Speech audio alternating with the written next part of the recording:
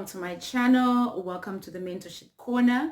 My name is Sibiya Nomthandazo. If you are new to my channel, welcome. We welcome you into the family. Don't forget to click the subscription button below, and don't forget to click the bell, the notification bell, so that you'll be notified every time we post new content. If you are already a subscriber and you're already part of my notification gang, thank you so much for your love and support. You are really appreciated by the Mentorship Corner and me, of course.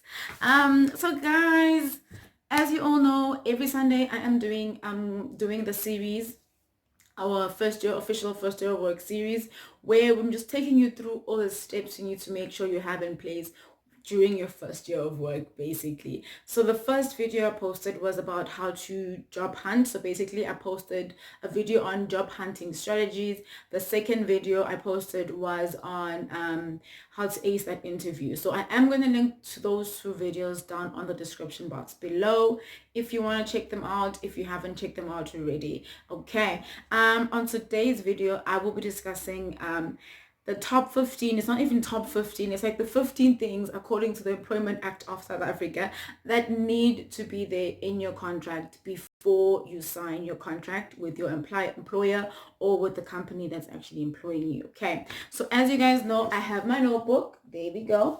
I have literally written down all the 15 things that you need to, that they have to be there in your employment contract before you actually sign it, as per the Employment Act of South Africa. So I know different countries, different rules and different regulations. So if you are not South African, go and view the Employment Act of your country or your state, just to make sure that you are following the correct guide. Okay, if you're South African, then just stay tuned. If you want to take notes, grab your pen and paper before I get right into it. So on today's video, basically, as I said, I'll be discussing the 15 things that have to be there on your contracts before you sign it. It's basically fact, not necessarily my opinion. Anyway, along those lines, like I normally do with the other videos, because I feel like this one is very informative and it's very much intense, guys. So please focus on me, focus. Okay, so we'll get right into it. I hope you guys are good. I hope niya pila. So let's get right into it. So these are the 15 things that have to be in your contract before you sign your contract. So look for these 15 things. If one is not there, then just ask your employer why it's not there and if they're going to put it there or what, so that you get an explanation and you get an idea of what you're getting yourself into. Okay, the first thing is there must be the full name and address of the employer. So I think that's self-explanatory. I don't have to explain anything there. So the name of the company that's employing you. Oh my god, yo, isingisi, guys. The name of the company that's employing you and the address where the company is actually situated, type of thing. The second one is your full name and your occupation. So for example, I'm an optometrist and my name is Sibiya Nomthandazo. So my name has to appear that this is an employment contract for Sibiya Nomthandazo. My second name is Noxolo, Sibiya Nomthandazo Noxolo, and then it needs to have my occupation, which is optometrist. And then after occupation, there has to be like a brief job description that describes basically your primary duties in your workplace. Okay, the third one is a place where the employee is required or permitted to work in the workplace. So basically it's the area where you're working. If you guys are working in a big company, they must tell you, okay, this is the section of the company you're going to be working at and you're not allowed to go to these certain areas. Okay, so that you know what you're allowed to do and what you're not allowed to do and where you're allowed to go and where you're actually not allowed to go. Okay, the fourth one is the dates with which the employment will begin. So if you're going to start working basically at the beginning of April, then the employment contract must state that you will start working at the beginning of April. Okay, the fifth one is employees' ordinary working hours and days of work. So basically your contract needs to stipulate what is your working hours every day. So if maybe like from 9 to 5 or 9 to 6, and then they also need to tell you how many days you work in a week, so that you can know if it's something you actually want to get yourself into, okay? And then number 6 is the wage or rate and method of calculating the wages. So basically they need to tell you how much they're paying you. If it's a wage or rate or like a salary, they need to tell you, okay, fine, your salary package is this amount, and this is how we calculate this amount, blah blah blah, okay? And then number 8 is any other cash payments the employee is entitled to. So I think for this one, it would refer to like your incentives, where if you guys perform well, then you get an incentive or you get like a bonus. This is like any other, it's like extra cash over your existing wage or salary or rate that the company is paying you on, okay? So that's like your extra like money that they'll pay you, maybe for like, as I said, incentives, or like when you guys get paid with bonuses, né? And then number 9 is any payment in kind that the employee is entitled to, and the value of the payment kind.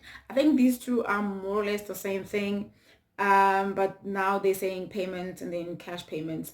So I'm not really sure what's the difference between the two. But I think the number 9 would be like your bonus, where it's like a payment that they'll be doing maybe like every year for you guys and stuff. And then I think the number 8 will be your incentives, because it's just cash payment that you're getting when you guys perform well as a team for that month, type of thing.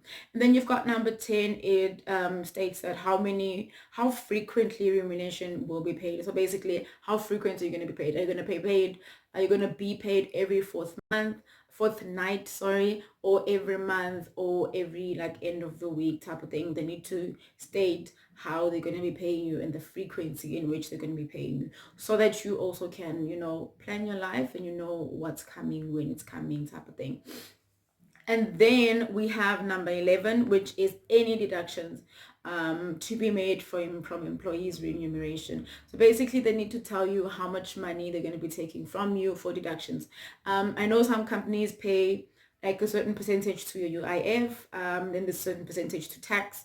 And then I know some employers pay, they deduct a certain percentage for your medical aid, and then they pay like a certain portion for your medical aid. And then maybe if there's like some work insurance, maybe if like you're working in a mine or like a factory type of area where you need to take insurance, then maybe they pay like a certain percentage and they'll deduct a certain percentage from your salary or your wage. But that has to be specified on your contract, so that you know exactly what's going on with your money and your payments, okay?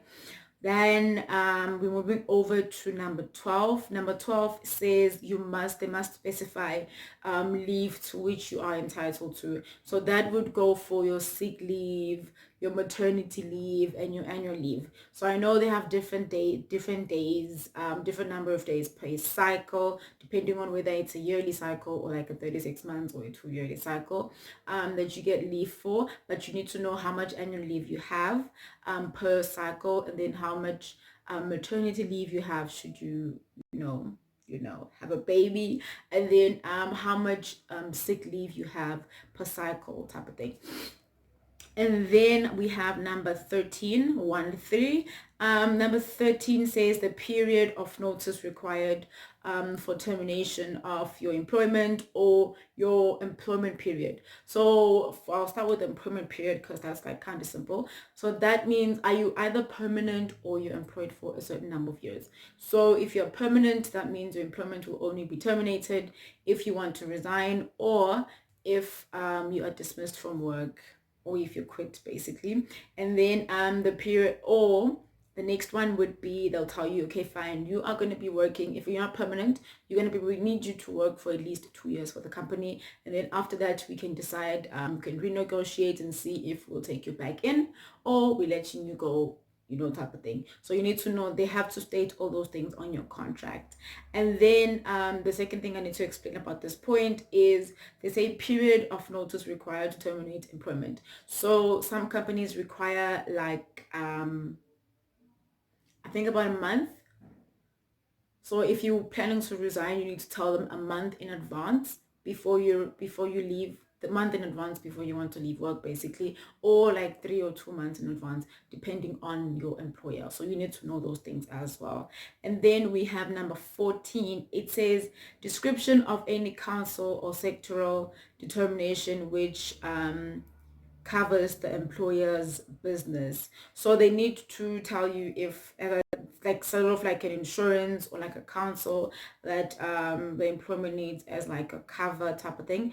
I'm not sure if I'm explaining this one correctly, because I don't really get exactly what it's saying, but I'll just read it out again for you guys, and you can do your more research and you can ask around. Okay, it says description of any council or sectoral determination which covers the employer's business. Okay, and then we have the last but not least, number 15. It says they must state a list of any other documents that form part of the contract of the employment. So basically they must tell you if maybe you need to bring your ID, your license, maybe medical aid certificate, all that drama. If they need all of that to be part of your employment contract, they need to tell you that you need those things, and you need to be able to provide to them, basically. So those are the 15 things that you guys need to look out for when you're signing a contract as per the Employment Act in South Africa. So as I said before, if you are not South African, have a look at the Employment Act in your country or in your state so that you follow the right direction. And as I said again, guys, if some of the things that I mentioned here are not in your contract, I feel you have a right to actually ask why it is not included in the contract, and then the employer will probably have like a reasonable answer to answer you on those questions. So those are the 15 things you need to look out for when you are signing a contract. Make sure they're all there before you sign a contract, and make sure you understand every single thing, every single clause that's going to be in your contract, because I know it's a very long document, and it's a very like heavy read, because it's all the law terms that we're not really that familiar with, especially as people who didn't do law. But make sure you read through your contract, you understand everything that's in your contract. If you have any questions, ask your questions before signing the contract, because once you sign the contract, you've signed.